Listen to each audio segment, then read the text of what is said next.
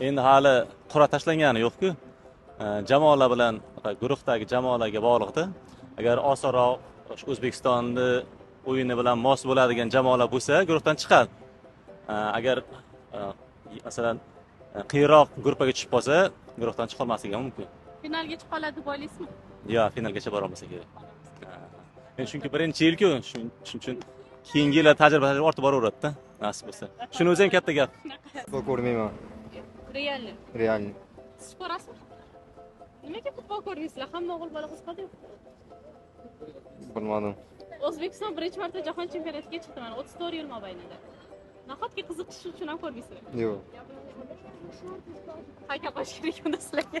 Zo'r xudo xolisi. Mana siz ko'rsatasiz. Finalga chiqa oladi deb o'ylaysizmi? Ya, jam unchalik emas, balki bo'lib qoladi. Qaysi darajagacha chiqa oladi deb o'ylaysiz? Chorak finalga chiqsam, уже katta gap, katta